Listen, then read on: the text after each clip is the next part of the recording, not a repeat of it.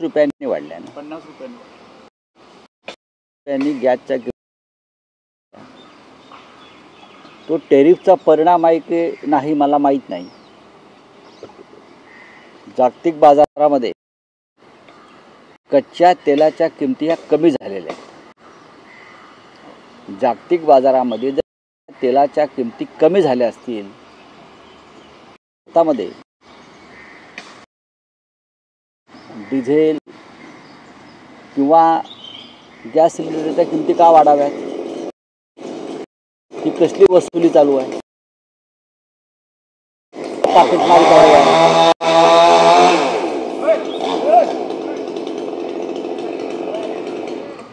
म्हणजे एका बाजूला जागतिक बाजारात कच्च्या तेलाच्या किमती जर खाली येत असतील तर त्याचा फायदा आमच्या ग्राहकांना खाली मिळायला पाहिजे. आणि त्या जर मिळत नसतील तर भारतासारख्या देशामध्ये निर्मला सीतारामन या महागाईमध्ये आणखीन तेल ओतण्याचं काम करत आहे. 50 रुपये सिलेंडरची वाढ झाली. लाडका बहिणींचं बजेट परत कोलमडलं. माझं आव्हान स्मृती इराणी यांना, कंगना राणावत यांना, ज्या भारतीय जनता पक्षाच्या महिला नेत्या आहेत, कोणी असतील त्या, स्मृती इराणी यांना आम्ही आमंत्रित करतो साठी आमचं नेतृत्व करावं त्यांनी महिलांचं. हा राजकीय प्रश्न नसून हा या देशातल्या गृहिणींचा जीवनमरणाचा प्रश्न आहे. जेव्हा UPAचं राज्य होतं तेव्हा या स्मृती इराणी महिलांचं नेतृत्व महागाईविरुद्ध करत होत्या आणि रस्त्यावर सिलेंडर टाकून बसल्या होत्या. आता सिलेंडर आम्ही पुरवू, तुम्ही फक्त रस्त्यावर बसायला या. आणि अशा प्रकारचं आंदोलन शिवसेना करणार आहे. राज्यातलं काँग्रेस असं म्हणतोय की जर कच्च्या तेलाच्या किमती जागतिक बाजारपेठात कमी झाल्या असतील तर पेट्रोल 51 रुपये प्रति लिटर आणि डिझेल 41 रुपये प्रति लिटर करावं, अशी तुमची सुद्धा तशी प्रकारची मागणी आहे. नक्कीच ज्या हिशोबात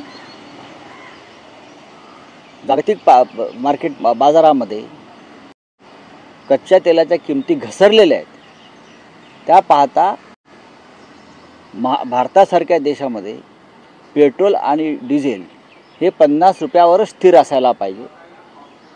आणि सिलेंडरच्या किमतीसुद्धा किमान 400 रुपयाने खाली यायला हव्या. आम्हाला अर्थशास्त्र शिकवू नका, अर्थशास्त्र आम्हालाही कळतं आहे. या देशामध्ये प्रत्येक बाबतीमध्ये सामान्य माणसांची, गृहिणींची लूट सुरू आहे. निवडणुका आल्या की एखाद्या लाडक्या बहिणीसारखं योजना आणायची, 4 महिने राबवायची आणि मग त्या लाडक्या बहिणींनाही वाऱ्यावर सोडायचं. हे सुरू आहे. आज सामना फ्रंट पेज बातमी आहे की सार्वजनिक बांधकाम विभाग, एकनाथ शिंदेंच्या विभागामध्ये काही अधिकाऱ्यांनी तुझ्यावर डरला मारला आणि बँकेत आपल्या खात्यामध्ये पैसे वळवले. कडे माहिती आहे? कॅगचा रिपोर्ट आहे ना, आजची जी बातमी आहे ती कॅग रिपोर्टवरती आधारित आहे. ती का सामनाची बातमी नाही आहे ना, की एकनाथ शिंदे आमचे राजकीय वैरी आहेत किंवा राजकीय शत्रू आहेत म्हणून ती बातमी दिली असं नाही आहे. CAG रिपोर्ट आहे. या CAG रिपोर्टवरून UPAचं सरकार पडलं होतं. या CAG रिपोर्टचा आधार घेऊन दिल्लीमध्ये केजरीवाल यांच्या विरुद्ध आघाडी उघडलेली आहे भारतीय जनता पक्षानं. त्याच प्रकारचा हा सरकारचं ऑडिट आहे भ्रष्टाचाराचं. एकनाथ शिंदे यांनी हे खातं, नगरविकास खातं असेल किंवा काय, कशा प्रकारे लुटलेलं आहे आणि कशी लूट केली सरकारी पैशाची आणि मालक लूट करतोय म्हणून अधिकारी लुटायला लागले. हे स्पष्ट दिसत आहे. या सगळ्यांच्या चौकशा व्हायला. सर, संजय केळकर म्हणतात की ठाण्यामध्ये की पूर्वीच्या दुसऱ्या बाजूला गणेश नाईक सुद्धा ठाण्यामध्ये जनता दरबार घेत आहेत. एक प्रकारे एकनाथ शिंदेची कोंडी करण्याचा प्रयत्न सुरू झाला. एकनाथ शिंदेची कोंडी वगैरे हा काय विषय नाही आहे. त्यांचा जो पक्ष आहे एसनशी नावाचा त्यांचा पक्ष आहे. त्या पक्षाचा ठाण्यामधल्या विधानसभेच्या जागा या भारतीय जनता पक्षाच्या मदतीने ते जिंकलेत आणि पैसे आणि EVMचे घोटाळे वारंवार मी यासाठी म्हणतो आहे. 2 दिवसापूर्वी साताऱ्यात सह्याद्री सहकारी साखर कारखान्याची निवडणूक झाली. तिथे 4 महिन्यापूर्वी भारतीय जनता पक्षाचे आमदार मनोज घोरपडे हे बाळासाहेब पाटील यांच्यासारख्या मातब्बर नेत्याचा पराभव करून साधारण 50,000च्या मताधिक्याने जिंकले EVMच्या माध्यमातून. तिथे 2 दिवसापूर्वी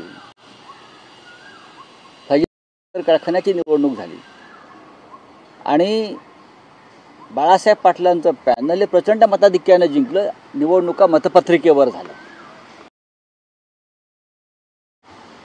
क्षेत्र तीच माणसं फक्त निवडणुका EVMवर झाल्या 4 महिन्यापूर्वी, तेव्हा पुढे जिंकले भाजपचे 40 मतांना. आणि आता त्याच मतदारांनी मतदान केलं सह्याद्री साखर कारखान्याला. तेव्हा बाळासाहेबचं पॅनल 21च्या 21 जागा जिंकल्या. घ्या कसं का परिवर्तन झालं याचा अर्थ EVM मध्ये. सर काल आपण बघितलं मंगेशकर जे हॉस्पिटलला जी प्रेस कॉन्फरन्स झाली ते त्यातले जे डीन येते असे म्हणले आमच्याकडे अशी पद्धत नाही 10 लाख रुपये. राहू केतू घुसले ना. राहू केतू हे देशभरात सर्वत्र घुसले आहेत. की ते भाजपच्या विचारांचे लोक आहेत. हे सगळे अंधभक्त आहेत. हे जे केतू वगैरे हे सगळे मोदी शहा आणि भाजपचे अंधभक्त आहेत. हे काय आम्हाला सांगायची गरज नाही. आणि अंधभक्त हा धर्मांध असतो. सामान्यांच्या डोक्याला मेंदूला एक बधिरता आणलेली आहे या राजकारणामुळे आणि त्यातून त्यांना राहू केतू दिसतात. चला थैंक यू. बोलिए. लगातार हम इलेक्शन के दौरान मोदी जी और अमित शाह कहते हैं शेयर मार्केट में इन्वेस्ट करो. ट्रेड वॉर शुरू हो गया. सारे राष्ट्रीय अध्यक्ष अपने देश को संबोधित कर रहे हैं सर. तो लेकिन सरकार मोदी जी की हिम्मत नहीं. कि मोदी जी के बहुत से भाषण मैंने सुने हैं, बहुत से इंटरव्यू स्पॉन्सर मैंने सुने हैं. उसमें वो कहते हैं मेरा शपथ विधि होने दो, देखो शेयर मार्केट रिकॉर्ड तोड़ेगा. रिकॉर्ड तोड़ दिया गिरने का. मोदी जी के होते हुए 6 महीने में पूरे विश्व में कल 20 लाख करोड़ का नुकसान हुआ है सामान्य इन्वेस्टर का. ये मोदी जी की ताकत है. पूरी तरह से गिरा देते. रुपया देखो क्या हो गया, 90 रुपये तक डॉलर 90 तक नीचे आ गया. अभी आ जाएगा आज तक. बात ऐसे है, सभी राष्ट्र प्रमुख चाहे सिंगापुर हो चाहे श्रीलंका हो, छोटे छोटे राष्ट्र हो बड़े राष्ट्र हो, अपने देश को इतना ही नहीं तो ट्रम्प को भी सुना रहे हैं. ट्रम्प के लड़ने की बात कर रहे हैं. और हमारे प्रधानमंत्री कहाँ गायब हो गए? कहाँ है वो? कौन से मंदिर में जाकर बैठे, कौन से गुफा में जाकर बैठे, मुझे बताइए. देश की जनता, उनके मन में एक तूफान आया है कि हमारे क्या होगा. जो मंदी आ रही है,